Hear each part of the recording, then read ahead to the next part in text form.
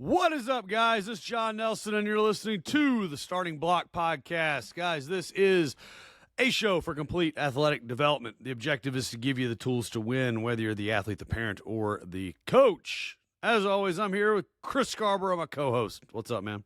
Hey, good afternoon.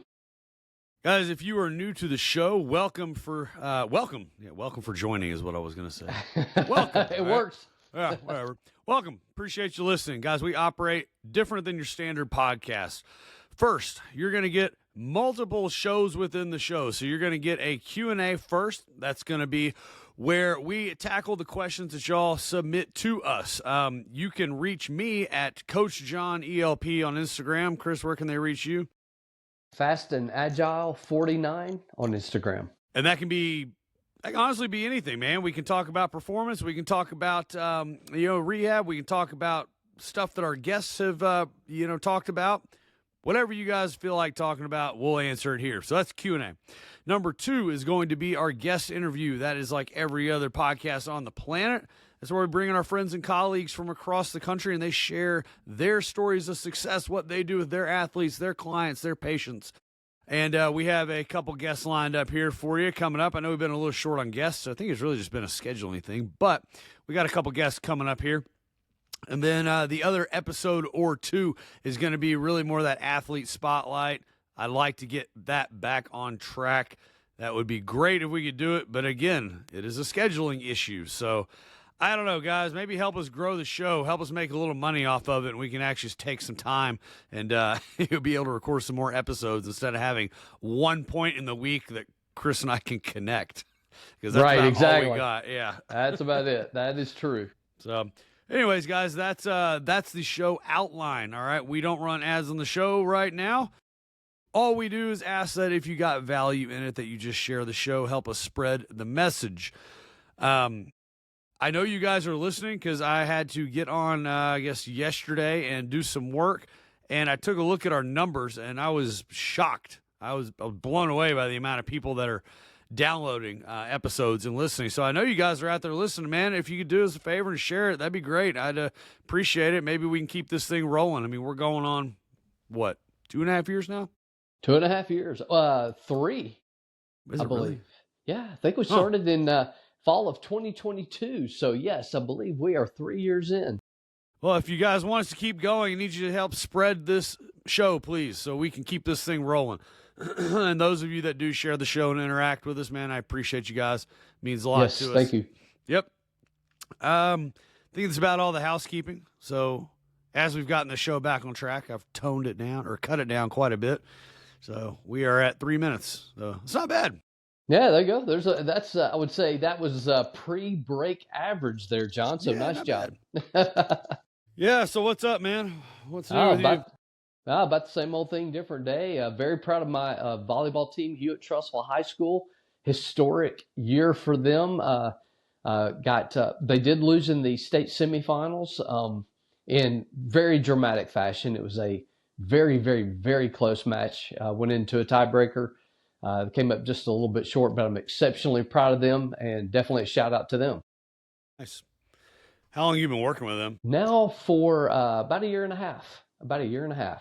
So this is the second time around with a lot of these kids, and still got quite a few coming back.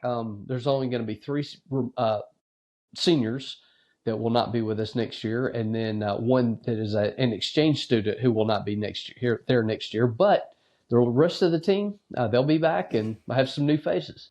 Nice. So a young team. Yes. So what was the team like before you took over? They stunk. No, I'm joking.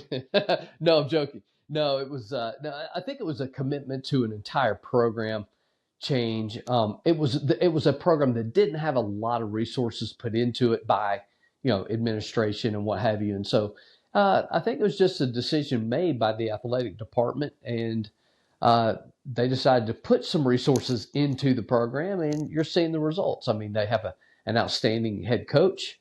They have excellent support around her, and assistant coaches and coaches at the different levels from 7th grade all the way up to varsity. And it's starting to show. It's showing in success of the program. Well, congrats. Great job Thank you. first part of it. But our it just got me thinking. Our volleyball did kind of the same thing. I think last year they won one game, and then this year they went. I think our team went to the semis as well. They lost in the semis, but I bring that up not to compare by any means. We're a much smaller school. I know you're a much larger school, so competition is probably significantly higher. But I bring that up just because it's about girls in training. Like I think we've talked about it on the show before, but it's like you can see such a significant difference when these girls start even just simply getting under a bar, just getting stronger, much less some of the other, things that we do and we talk about on the show. It's like, I don't know. I find it very interesting that is such a struggle for people to comprehend and understand. I know in my gym, I'd say, nowadays it's probably 50-50 or maybe 60-40 guys, but there was a point in time where our gym was 95% guys. And it's like, honestly, I feel like these female athletes really need to be training more frequently than the guys do. Like, your body's just built different. That's just how God made you. I can't change that. But so I don't know. I feel like in America, it's very interesting that, or at least maybe my area, females don't train like they should. And parents don't understand that, that needs to be a critical part of your daughter's athletic experience is training. No doubt. I mean, it's in general, it's a very underserved population, regardless of the sport. And yeah, I totally agree with you. Why is that though? I wonder. And I don't have an answer for it. I'm just curious, why is that such an underserved market? I feel like that's just common sense, but I guess I'm learning as I get older that common sense is not so common. Right. Correct. That is true. And I don't know, it's a good question, but I do think that kind of the perception and the understanding of the need for training is beginning to come around, and that's why they're getting people like yourself and me involved. So we're thankful for that. Yeah. All right, well, let's get this thing rolling. What we got, man? Fire away. All right, excellent. Question number 1. This is coming from a baseball pitcher. We get a lot of questions from pitchers. I've gotten a lot of ads on the social media account of these water-filled balls and tubes for training pitchers or baseball players in general. Are they useful? What are they useful for? How do you use them? And are they worth investing in, worth buying? Yeah. Have you used them before? I have several water tubes, water balls. I did kind of look at a link that he sent me, and the ones that I have, I don't have some of the smaller versions of these little water balls like he sent me the link to. But I mean, yes, I own several, and don't use them a ton, but they are quite nice to use, and they're easy. They're easy to store. You can just add water, take water out, and add air, take air out. And they're pretty easy to use. I mean, there's a few drawbacks. I mean, clearly, they're not for like heavy weight training. You're talking about like getting kids under the bar. Well, you can't put that much weight in these tubes, but they can do some pretty cool things that standard weights can't do. So, especially when water slashes around, I guess I'm getting into part A of the answer to my part of the answer to this question. And that is, we use it a lot for deceleration. So, we would, maybe have them hold the tube, run in a particular direction, then stop. Well, the water sloshes and it wants to keep pulling them in the direction, and they have to really stabilize themselves to keep that water from pulling them over, pulling them out of position. So it's okay, at least in my experience, as a kind of that little impulse of weight for like think of an altitude landing, an altitude drop. They sort of work for something like that, say an altitude drop with a little bit of added, weight. I would call it weight at the end. They kind of work for that, but they're much better in the case of like, say, moving laterally. Then you stop, and then you have to suddenly stop that moving water from sloshing, side to side. That's just my experience with it. I would imagine that a lot of the protocols that they use with the small, like handheld balls, would be kind of have the same idea. Would be my thought. Um, so I'm not 100%. I don't know everything about the water tubes, but that's just how we've used them in the past. Yeah, I mean, I think tidal tank's kind of the big popular one. I've got a couple. I had a Hmm. couple, and then I didn't use them, and they got super moldy, so I had to throw one away. So clean them Yeah. regularly if you got them. But no, Yes. I do think they're beneficial. I think they've become very popular in the last year or so, especially since Paul Skeens came on the scene. Everybody knows Skeens' warm up routine and how he uses his tidal tank in a very sport specific manner. Hmm. But that really, I feel like, helped catapult them. They were already big and used, but now everybody's asking about them because if Paul Skeens does it, then my 8-year-old absolutely has to do it. Right. So, yeah, that and the name, what is his name? Marinovich. Isn't that the Yes. guy that trained Palomalu Yes. and a Yeah. bunch of Mark other guys? Marinovich. Yeah. Yeah. Way back before Paul Skeens was ever born. Yeah. Yes. So they were actually used many, many, many years ago. Yeah, Um, he used them a ton. yes. Yeah. And so, and by the way, very, very high velocity, very, having to stabilize against moving resistance and various types of things. You can see a lot of these videos that people post on YouTube or Instagram or whatever of how Marv Marinovich and people who came along kind of in that training tree. You mentioned Palomalu. They used a lot of high velocity type movements before it ever became cool. Mhm. So as by the way, as did Adam Archuleta, and there were others. Yeah. So I do think they can be a good tool to use. I don't think they're the answer they're not the secret sauce. Your velo is not going to go from low 80s to 90s because you used a tidal tank. Sorry, tidal tank. I do think there's good inputs though. I have used them. I've kind of gotten away from it, but I've been asked that a lot as well, so I feel like I need to get back to using them a little bit more. They're just a good stimulus. I like what you said about the deceleration. That's a good idea. I hadn't really thought about it from that perspective. I tend to use them more in the manner that like Marinovich would use them, like where we're holding a position and we're just trying to create a little bit of almost like a perturbation, just like a little extra stimulus just to help stabilize and control that. But I think it should be very obvious that that's another tool in the toolbox, but you have to have fundamentals down first.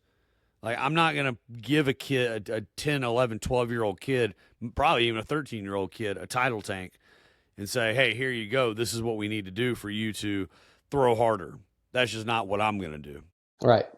They need Right. to learn the basics. So like, yeah, you can sit there and if you can pull the right way in a lunge or something, sure, maybe I'll give that to you a little bit later on. But in the beginning, no. And I honestly don't even really know what phase of training I would actually say is appropriate. Like, let's see, once you can properly hold a position for X amount of time, maybe once you can land properly, and once you can redistribute that, if you have a good foundation for that, then sure, maybe you can start to add on that tidal tank. I mean, in your training, what do you do with them? Like, when do you start adding that stimulus? Yeah. Well, a lot of times we used it primarily, even though we held it in the upper body with the hands in most cases. We actually used it for lower body deceleration. Run in one direction, stop, and then kind of punch the arms in the direction where you're stopping. Um, and so it was really like I said, a deceleration tool for us. Now that said, I agree with you. I mean, just learn the basics, learn the fundamental positions first. The velocity, develop that velocity using, whatever other methods, and then can the things like the tubes and the water filled balls, can they be an adjunct? Absolutely. Um, What do you think they're about him in use, like with Paul Skeens? You know what I'm talking about? Have you seen how he uh, uses I've them? I've never specifically seen how he uses them, but can certainly see how a pitcher could do warm ups with Yeah, these so he'll various put it types on of he'll things. put it on his back, and he'll basically go through his whole throwing motion with it. I mean, he Yeah. doesn't like actively throw it, pretend he's throwing it. He holds on to it with both hands. It's on his Hmm. shoulders like a squat bar would, and he goes through his entire motion. Yeah, so it's almost like held on his back like a squat bar, and yeah, and really, or like a bar you do for a squat, but he's just doing his throwing motions, and it's all well and good. John, kind of like what you just said though, make sure your motions are proper first. If they're not proper first, if your mechanics are off, you're just gonna be throwing them off even that much more if you start trying to throw a tidal tank on there with tidal tank with bad mechanics is probably not a good idea. Once you're solid with those good mechanics, all right. If you want to throw in a little water field resistance, okay, go for it. Just make sure that it doesn't throw you out of positions. I'm going to make a comparison, even though I don't think the two are really related, but I'm curious to hear your thought on it. So when I think of tools like that, and I'll go on record in saying I do think these are a beneficial tool. I don't use them as much as probably a lot of people do. I probably should use them a little bit more. So we'll say that. But I hate the term functional fitness. We all do. If you're listening to this podcast, you hate that term as well. We all do. Sure. But I go back to the old school example of standing on an upside down Bosu ball, right? And if you see that type of clown training, then if you listen to the show, you need to go find somebody else, okay? And I go back to a quote from one of my old mentors who used to tell me, or used to say, that getting more proficient at doing a squat on a Bosu ball is a learned skill. It's like pretend like you are throwing darts and you want to be a better dart thrower. And if you're throwing darts, you say, I want to get better at throwing darts, so I'm going to practice on an upside down Bosu ball and I'm going to throw darts. Did it actually make you a better dart thrower? No, you just got more proficient at throwing darts on an upside down ball. How does that help you on your stable surface? I think that's right. I don't think I butchered that. No. If I did butcher it, I'm sure I will get a text from you, sir. But it's like I kind of I kind of think of the two in the same lights for some reason, even though they're not. And I can't seem to break away from that relationship. You know what I mean? Does that make sense? Yeah. Oh no, it does. It does. And I could see some similarities. I could also see some differences. I mean, clearly. I like the word you use, perturbation. I better say it faster. Maybe I can get it out right. Makes it sound smart. Yes, it does. Yes, it does. I have no idea what it means, but yes, it does sound. It sounds like it's the right thing in this context. So as far as I think as far as adding the perturbation, at the end, it's probably fine. Again, as long as your positions and your mechanics are solid to begin with, and that these things don't actually throw you out of positions. Go for it. Again, are they magic? I totally agree with what you said earlier. No, they're not magic. Do you absolutely have to have them? No. Could they be a potentially useful tool? Yes. It also kind of reminds me a little bit of like the body blade. Remember that? Oh yeah. Yeah. I mean, I know it's not the same, but it does kind of. Well, I don't know. Maybe it does provide a little bit of the same stimulus. I don't know, but I do think they're good. And I tell you what, if there's anybody on here that listens to the show and you actively use them in your programs, reach out to me. I'd love to hear from you. Yeah, please. Maybe you can come on the show and talk a little more. Because I'll admit, I haven't seen any literature on it, but I haven't really looked for it either. So I could be very ignorant in what I'm saying. This is just my personal opinion. So yeah, if you use them, please reach out to me. I'd love to hear how you implement them, your successes, failures with it, and some of the things we just talked about. How are you implementing this into your program? At what level do you feel like it's appropriate to introduce that stimulus? Or if you're a coach that uses them for sport-specific reasons, like a Paul Skeens type of deal, let me know. I'd be curious. Remember, you can get me at Coach John ELP on Instagram. It's the best way to get me. Yeah, I'd be curious to hear some input on that. Please. Yeah, absolutely. I totally agree. Please reach out to us. Okay. All right. What's next on the docket? All right, here we go. All right, so how can an iso extreme lunge increase sprinting speed when the lunges are often executed for much longer periods of time than the amount of time it takes to complete a sprint? I mean, just to put that in context, I mean, frequently iso extreme lunges are done for minutes at a time, and the best, the longest sprint, a 400-meter sprint, if someone's at an elite level, the males are going to complete this in 50 seconds or less. Females are going to be completing it in about a minute or less.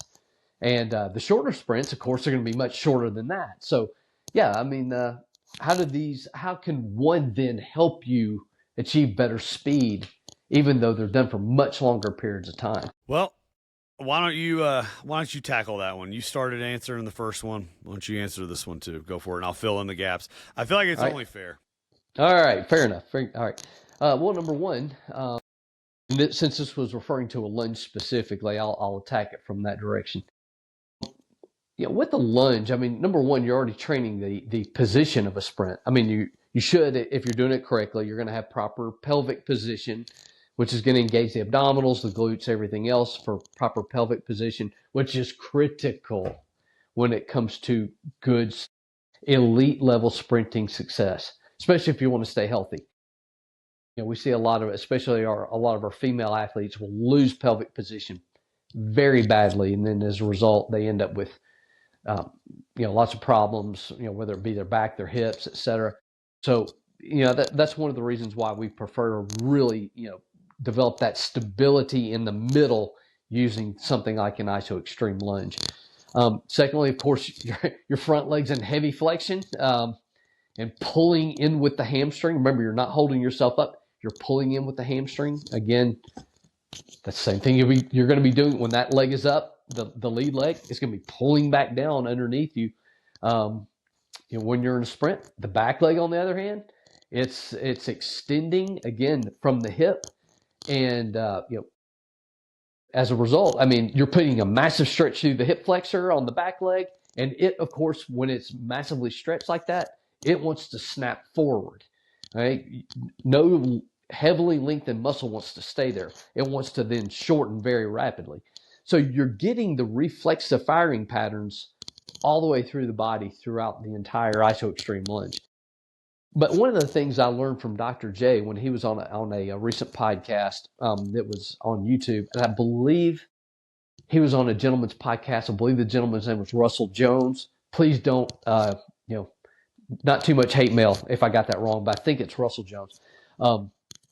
Anyhow, he made a comment that that in an isometric, you actually get the highest velocity firing pattern of the nervous system when a position is held 15 hertz. That's as fast as it can go. So we're getting that fastest firing pattern of the nervous system along with the positions I just mentioned. And of course, when I say positions, it's the one time, because we're moving very, very, very, very, very, very, very slowly, we can really focus in on the proper position. And we can focus in on pulling in. And as a result, you start combining those things, it carries over very nicely to sprinting. Yeah, I don't really know if I have a whole lot more to add. I think I've shared the story before of training my wife doing just iso lunges. And I don't remember what episode that was, but years ago, my wife ran the Navy Nautical 12. Correct me if I'm wrong, but I think the Navy Nautical 12 is like 12 point something or almost 13 miles, something like that. Yeah, a knot is like 1.8 kilometers or something like that. Something like that. So just a hair more than 12, I think. But anyways, the point of that is to train for that race, we did not run at all. Well, I say I didn't do squat. I'm not going to run, period. But for her, right, she didn't run at all. We ran zero feet for that and set the best pace of her life. And at that time, she was a really big runner. And how did we do that? Or why did that work? I feel like that ties into this question a little bit.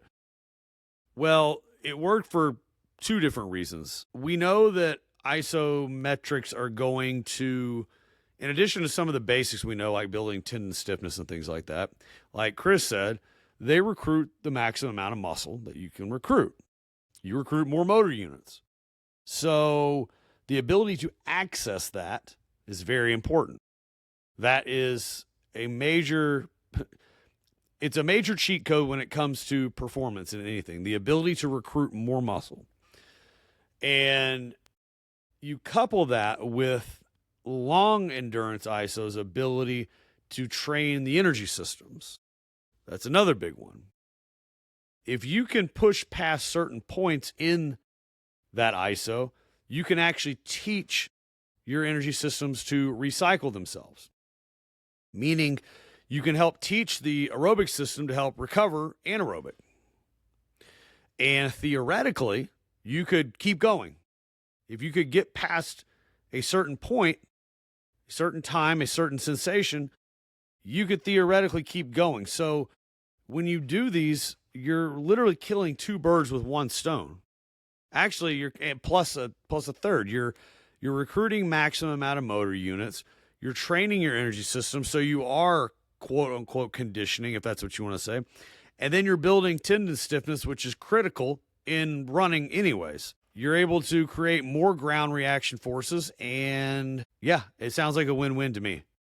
So I don't really know why more people don't do that, or why there seems to be a lot of confusion as to why does holding this position, how does that help me? Well, it helps you because your legs are freaking shaking and you're sweating. That's what you're going to do when you run a marathon anyways. Yeah, Right? exactly. Not to mention, with iso extremes, I mean, because muscles are getting strengthened in such a long position, the best thing I can tell people to do is go try it. And if you have never done one, you'll be shocked at how fast, even if you go to absolute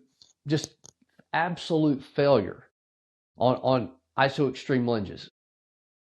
Give yourself a few minutes, and within 30 minutes, you're probably going to feel like you didn't even work out. I mean, you're that fresh.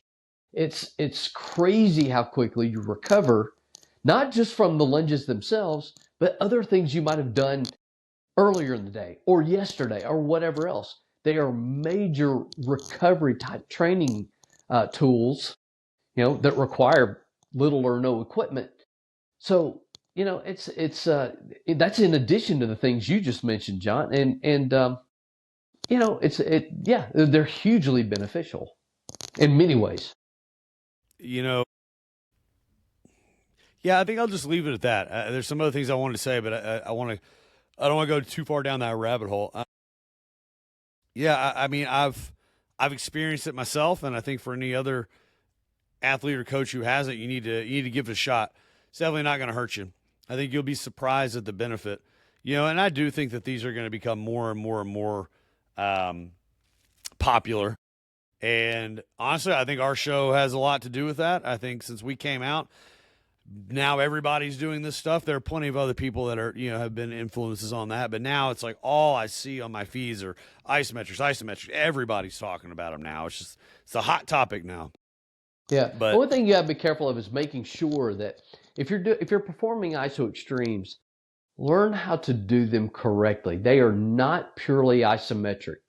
They are, a lot of people will do, and we see a bunch of yielding isometrics. We actually discussed this in a previous podcast that we did a month or so ago.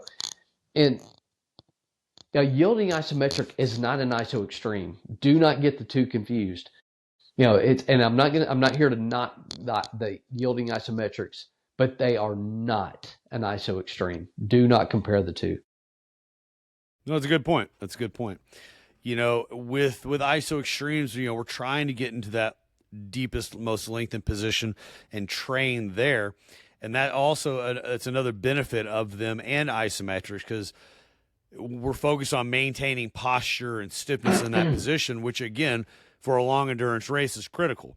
Like, you need to maintain that stiffness and posture throughout those late stages of the race. As you fatigue, you start to break down. And that's kind of another way that these, iso extremes or long endurance isos, however you want to call them, can assist you, is by teaching, which actually you said that in the beginning, Chris. I think you talked about posture, right? And posture in late stages of running, we know is an element that can lack very quickly, or it can be one of the first things to go, and that can create energy leaks. It can also create risk of injury too, I think. All right. Yeah. So everything basically, so there's a lot. Can train a little bit of everything. We covered a lot of that. In this case, speed. Since that was the question brought up. Looks like it can be used to train Chris endurance. Cutting out here. We're gonna wait a second. It can be used to train. Hold on. Yep. There you go. Now we're back. Y'all may not hear that when we upload this, but he froze for a second. Anyways, what were you saying? Oh, yep. Oh no, I was just saying that it's it can be used to train everything from speed to endurance to recovery to, I mean, it's just got a plethora of benefits. Yeah. All right, cool. We got anything else? Just real quick, what is the best protein or protein supplement, John? Well, I'm just going to go straight up meathead and just say whey protein. That's Nice. what I do. No soy. We don't want any soy boys. Just say No it for soy what boys. it is. No soy boys here. Yeah, man. I mean, I coach my athletes and tell them just a good solid whey. You don't need anything crazy fancy. I mean, we do work with them at ELP, but they're no endorsement or affiliation with our show unless they want to be, which we'd love to have you. But I usually recommend First Form products. First Form is NSF certified. They are top quality. They're a little bit more expensive, but the quality is the reason for that. Again, with the safety of it, they don't have a lot of crap in it. Most of my athletes use that. We have an agreement with them at ELP. I'm not getting paid for this. This is just what we use. And yeah, they got great flavors too. Yeah, there's some artificial stuff in there, sure, because you got to get the flavors. But aside from that, whey is great. That's usually what I recommend as a protein supplement. What do you typically recommend? Burgers, hamburger. We use the number one thing, unless people just hate it, is red meat. And usually because we're dealing with kids, it's a good point. I'm like, go get a burger. No, I'm not saying eat the bread, but eat the meat. If you can get a piece of real cheese on there, real cheese meaning not Kraft singles. Okay, yes, get like classic. real cheddar, real Swiss, real cheddar, mozzarella, whatever. But real burger, real cheese, salt, pepper, whatever. If you just want the bread, go eat the bread. But most of the kids who are asking these questions, they want to gain weight. Look, there you go. So that brings up a good point, which we don't talk about food and nutrition probably as much as we should, because I feel like I get more questions about that from parents and kids than I do probably training side of it. Mm-hmm. Chris made a very good point, and this is something I should have said. I tell all of my families this. Use a supplement as it's intended. It is intended to supplement your diet. It is not there to be a replacement. Even meal replacement stuff, you don't need that garbage. You need to be eating real food. Real food is priority number one. And then if you're there and you've already accomplished that, then you can add the supplement to it. And so that is actually what I tell people. So, but again, I understand time. I understand all that stuff. I know, I get it. So sometimes you do just need something quick. You go from school to practice to whatever, and you may not have time to get that. So something short, quick, simple, that can't help you. But you need to get your macros from real food sources first. Agreed. Is there any reason that you recommend a hamburger, like beef? Is there a particular reason? Number one, most of the kids I know love burgers. And the only thing I tell them is if you normally eat one, then eat two. If you normally eat two, eat three. Just eat more, especially, again, I'm referring to for an individual who's trying to gain weight. They're doing their training. They're doing everything else. What do I do to help gain weight? Burgers. I guess my question was any particular reason aside from that, like the amino acid profile, anything like that? Or just burgers because they're easy? Yeah, easy. Yeah, all the above. Complete protein. Got all the growth factors you need in it, and you got the fats that go along with it, and there you go. Oh, there you go. First Form. Sponsor me. Yeah, yes. And by the way, that First Form, in case it's one, is the digit 1 ST, like first, 1 ST. Form is PHORM. For those people listening on the podcast from Apple or Spotify. All right, cool. Well, I think that it should answer that. I think it should about cover it. We got anything else, or is that it? That is it. That's our list for today. Cool. All right, guys, y'all know the deal. If you got value out of the show, go share it, bring us a friend. And, yeah, again, anybody who uses some of that stability stuff, that tidal tank, reach out. Love to hear from you. Yep. Talk to you later, guys. Peace. Yeah.